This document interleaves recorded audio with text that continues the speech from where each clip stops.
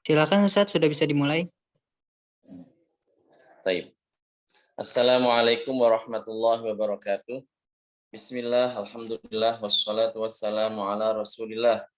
Allahumma la sahla illa ma ja'altahu sahla, wa anta ya hayyu ya qayyum, taj'alul hazna idza syi'ta sahla. Allahumma rizqna al-ikhlas fil qawli wal amali wan niyyah. Udzakirukum wa udzakiru nafsi bi ikhlasin niyyati lillahi tabaraka wa ta'ala.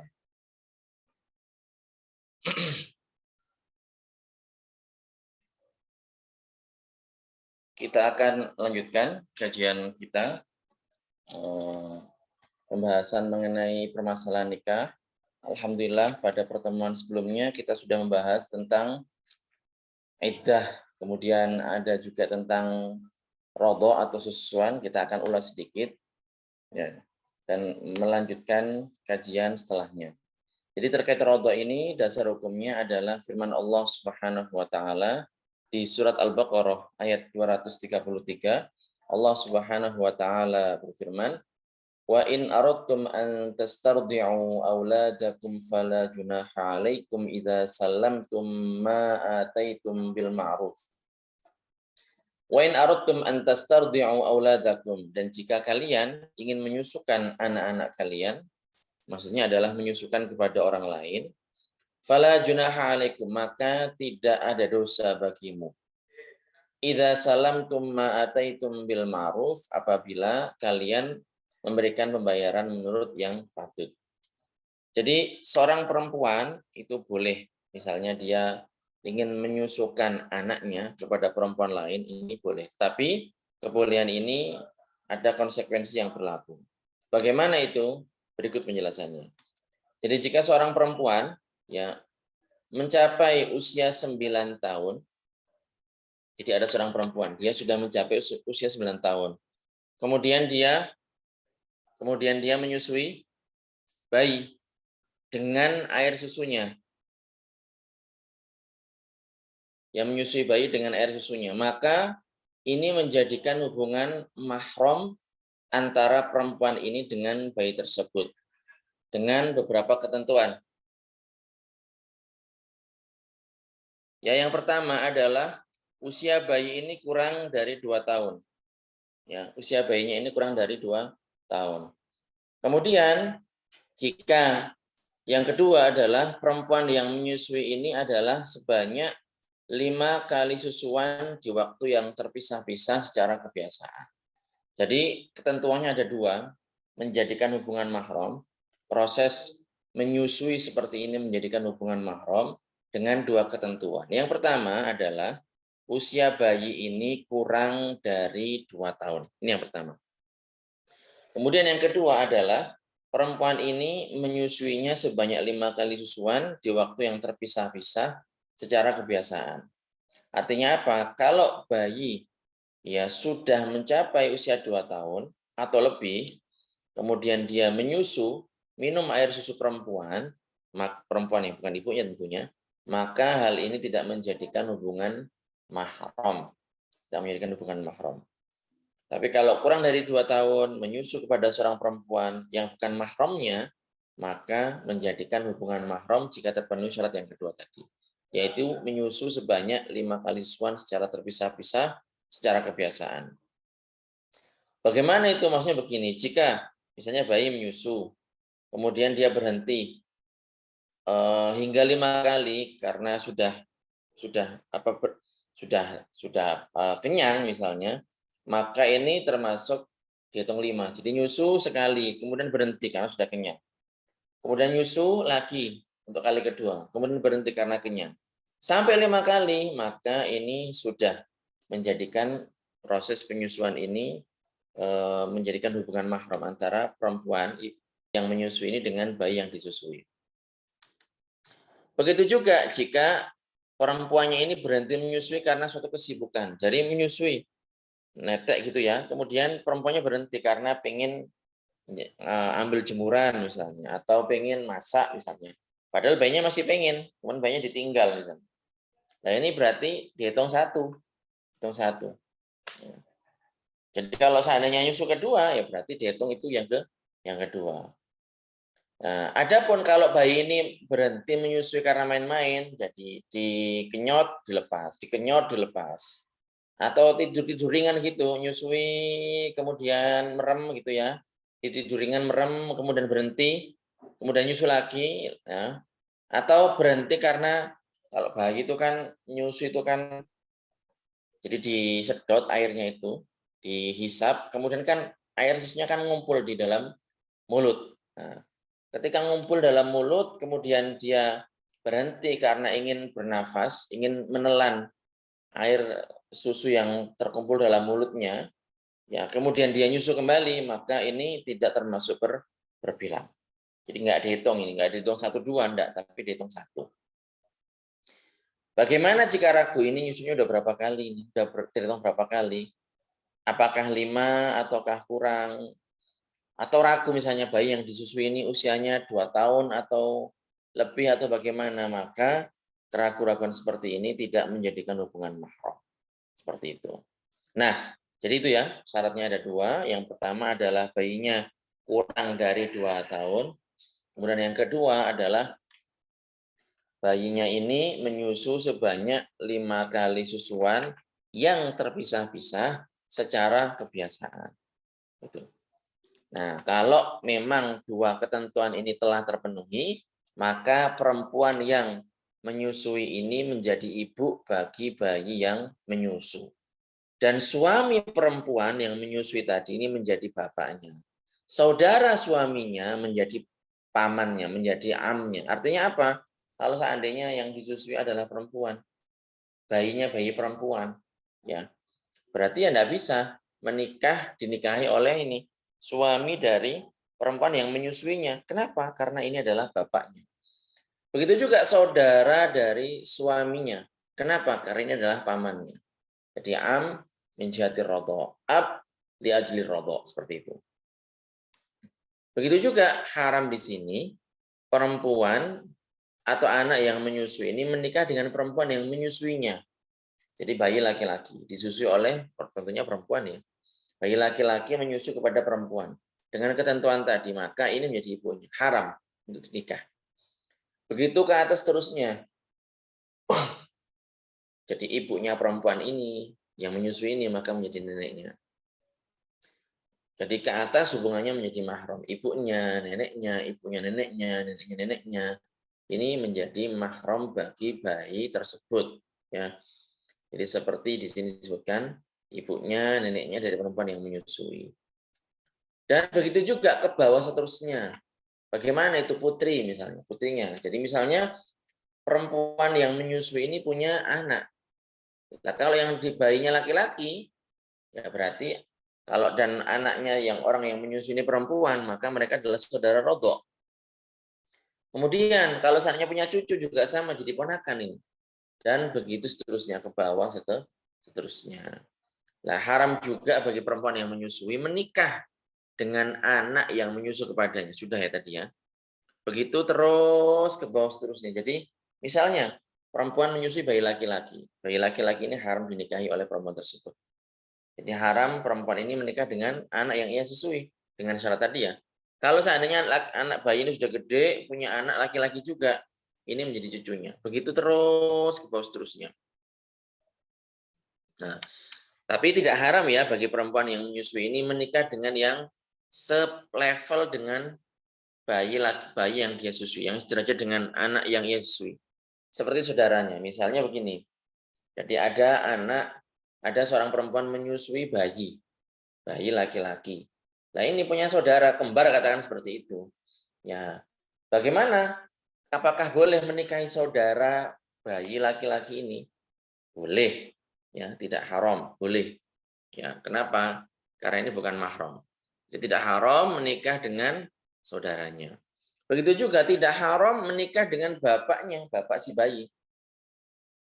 Awalnya misalnya disusui anaknya ini, kemudian kok pengen dinikah oleh bapaknya karena memang janda dan seterusnya, bapaknya boleh. Begitu juga tidak haram menikah dengan kakek dari anak yang ia susui. Terus kata seperti itu. Jadi ini penjelasan mengenai rodhoh ya. Penting sekali. Jadi kalau seandainya perempuan tidak keluar air susunya, kemudian anaknya disusukan kepada perempuan lain, maka harus diingetin ini siapanya, karena nanti akan ada keterkaitan hukum menjadi hubungan rodok, ya, tidak boleh dinikah, haram untuk dinikah. Nah, pembahasan selanjutnya adalah mengenai hadonah, Tapi ini ingin saya loncat dulu. Kita lanjut dulu saja ke pendidikan anak, ya. Karena ini permasalahan yang sangat penting sekali. Insya Allah hadonah ini pendek. Kita akan bahas pada pertemuan selanjutnya. Lah, jadi terkait pendidikan anak ini penting. Sudah sepatutnya ya orang tua itu membekali anak-anaknya dengan ilmu agama yang memadai sejak dini. Jadi ilmu agama inilah yang merupakan kunci kebahagiaan lahir batin serta keselamatan di dunia maupun di akhirat. Dan kita akan menjabarkan secara ringkas tentang kewajiban orang tua terkait pendidikan dan pembinaan anak-anaknya.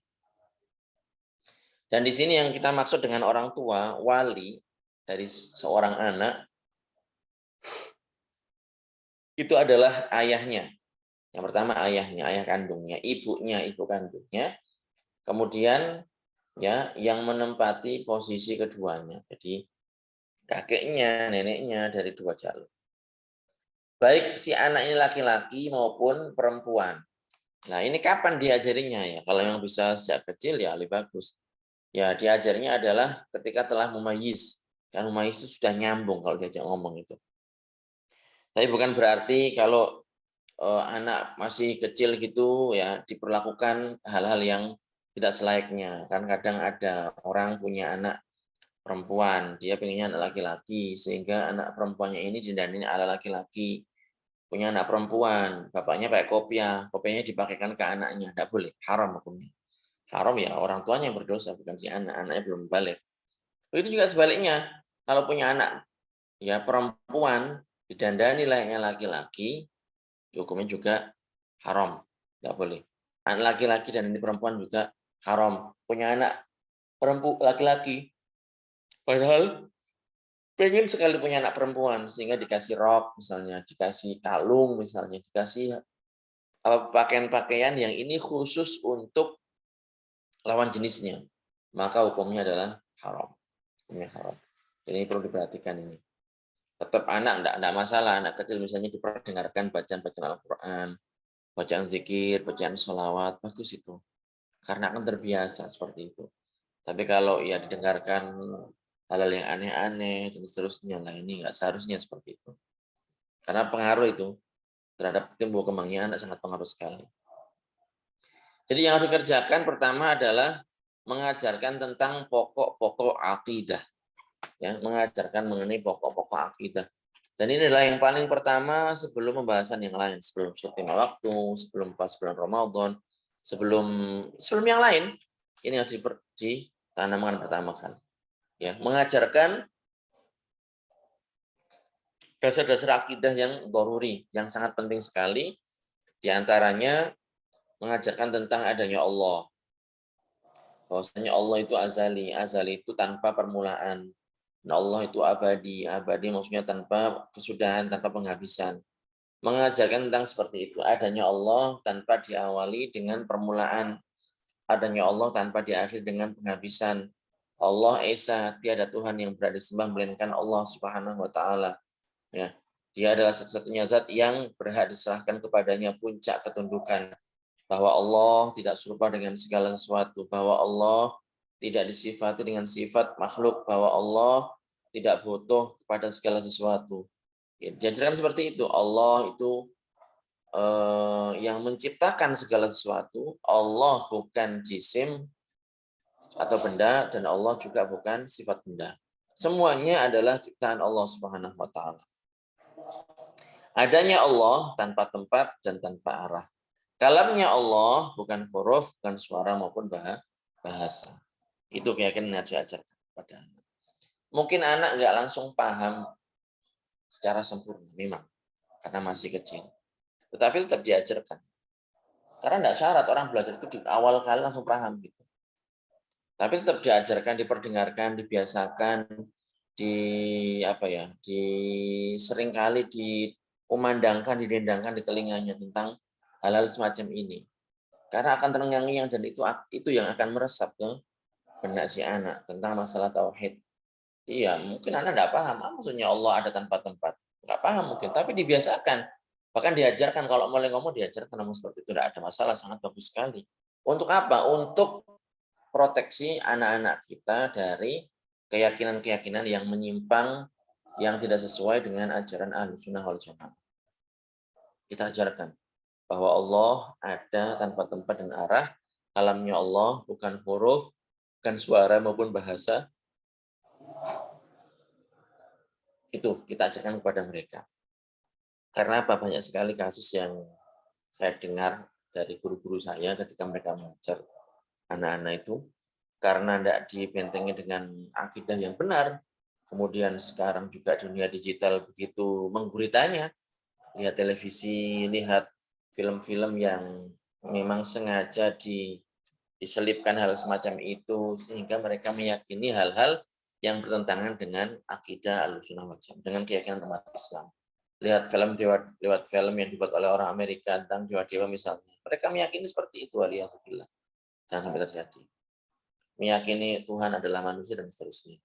Meyakini hal yang bertentangan dengan syariat. Ini harus diperhatikan. Kemudian yang berikutnya adalah tentang Nabi Muhammad SAW. Kita ajarkan bahwasanya beliau ini adalah pribadi yang jujur. Beliau ini adalah utusan Allah, utusan dan hamba dan utusan Allah dan Nabi Allah Subhanahu wa taala. Pribadinya jujur, benar dalam segala hal yang beliau sampaikan, bahwa itu semuanya adalah dari Allah Subhanahu wa taala. Dan kita sampaikan juga kepada anak-anak kita bahwa beliau ini adalah penutup para nabi. Ya, artinya apa? Tidak ada nabi yang diangkat setelah beliau. Tidak ada nabi yang diangkat menjadi nabi, diutus menjadi nabi setelah beliau tidak ada. Jadi kalau sekarang misalnya ada orang ngaku menjadi nabi, perempuan ngaku jadi nabi, ada orang Jawa ngaku dari jadi nabi, atau orang daerah mana ngaku jadi nabi, ya itu adalah pendusta. Tidak benar. Kemudian kita sampaikan juga bahwasanya Allah Subhanahu wa taala menurunkan beberapa kitab suci. Adapun Nabi kita Nabi Muhammad diturunkan kepadanya Al-Qur'an, itu pedoman hidup kita. Nabi Musa diturunkan kepadanya Taurat. Nabi Daud diturunkan kepadanya Zabur, Nabi Isa diturunkan kepadanya Injil, seterusnya. Cuman perlu diperhatikan bahwasanya kitab-kitab itu memang ya asalnya adalah dari Allah Subhanahu wa taala. Cuman yang terjaga orisinilitasnya itu hanya Al-Qur'an. Adapun selainnya yang sekarang itu Injil, Taurat, Zabur itu sudah terselewengkan secara masif, secara hampir setiap bagian seperti itu. Itu kitab selain Al-Qur'an. Tapi kalau Al-Qur'an secara lafal, secara redaksi tidak ada penyelewengan. Satu huruf orang berani mengubah Al-Qur'an pasti akan ketahuan.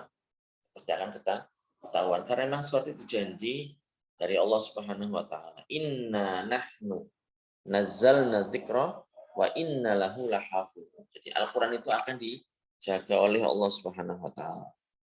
Kemudian juga tentang malaikat, bahwa Allah Subhanahu wa taala menciptakan makhluk yang bernama malaikat. Malaikat ini diciptakan dari cahaya, bukan laki-laki, bukan perempuan, tidak makan, tidak minum, tidak menikah, tidak beranak pinak. Ya, mereka ini adalah makhluk yang hanya taat kepada Allah Subhanahu wa taala. Mereka punya pilihan. Tapi pilihannya itu hanya kepada taat kepada Allah Subhanahu wa taala. Ya.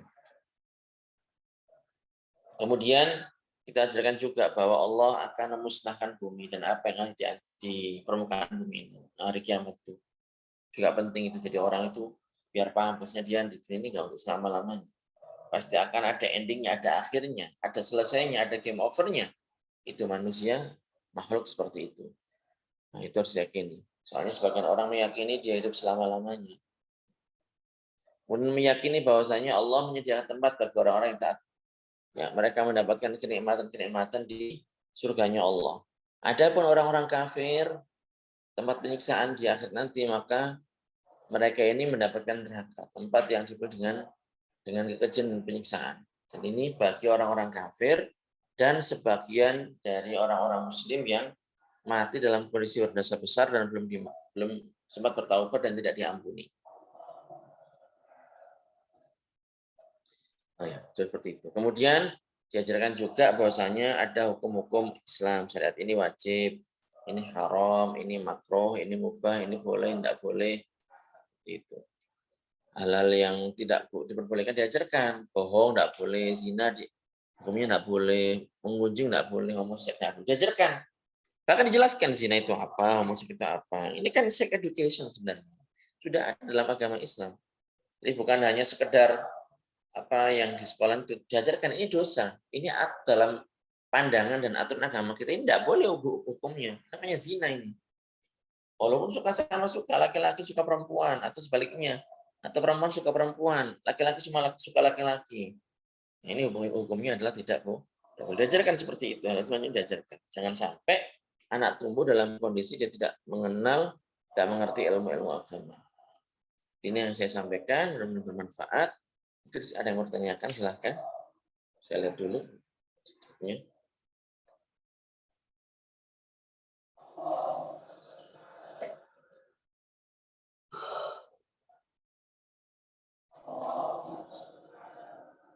Insya Allah, pertanyaan penting ini. Ustaz, kalau bayi minum ASI yang sudah diperah, bagaimana ketentuannya, Ustaz? Biasanya ini kan perah dari ibu ya, itu maksudnya kan? Ya, ini juga pertanyaan saya juga belum sempat nanya. Mohon ditunggu dan diingatkan nanti admin tolong diakomodir ini soalnya biar kita tanyakan kepada guru-guru kita. Ustaz izin bertanya, bagaimana jika seseorang perempuan menyusui seorang anak laki-laki yang seorang menyusui perempuan yang berbeda ayah dan ibunya? Lantas bagaimana hubungan keduanya? Seorang perempuan, sebentar biar saya pahami, perempuan menyusui seorang anak laki-laki yang seorang, gimana maksudnya ini? Kurang paham saya. Bagaimana jika seorang perempuan menyusui seorang anak laki-laki yang seorang anak perempuan yang berbeda ibunya? Tolong dijelaskan ini, Mas Arba'in atau Pak Arba'in, kurang paham saya. Atau kalau mau ngomong nggak apa-apa, kalau diizinkan oleh admin, silahkan. Perempuan menyusui seorang laki-laki yang seorang anak perempuan yang berbeda. Nah ini kurang paham. Tolong dijelaskan pertanyaannya.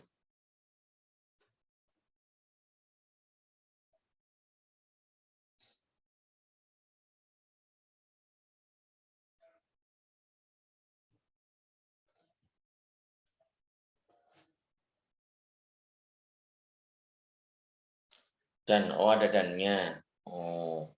Jika seorang perempuan menyusui seorang laki-laki dan seorang anak perempuan yang berbeda ayah dan ibunya, lantas bagaimana hubungan kedua tersebut? Oh iya, paham saya. Jadi misalnya istri saya menyusui dua orang anak yang berbeda gitu kan. Ini bagaimana? Apakah menjadi saudara rodok? Ya, ini saya pertanyakan juga ya. Saya pertanyakan juga. Apakah menjadi hubungan rodok? Yang jelas anak ya perempuan yang menyusui ini jadi rodok. Saya tanyakan.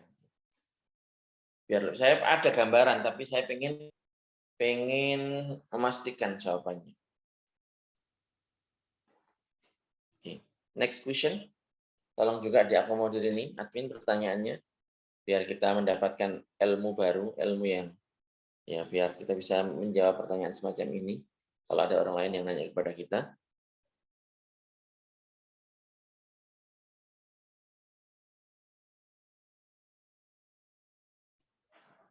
Sudah? Kalau tidak ada, alhamdulillah. Kita sudah menyelesaikan kajian kita, insya Allah. Berikutnya kita akan bahas mengenai hadonah. Tolong dicatat admin, dan saya nanti diingatkan ya, setiap kali diingatkan. Jadi Ustadz kajiannya besok jam sekian, materinya besok ini. Seperti itu. Mudah-mudahan bermanfaat, mudah-mudahan kita bisa istiqomah. Barakallahu fikum. Hadanallahu wa iyyakum ajmain. Assalamualaikum warahmatullahi taala wabarakatuh.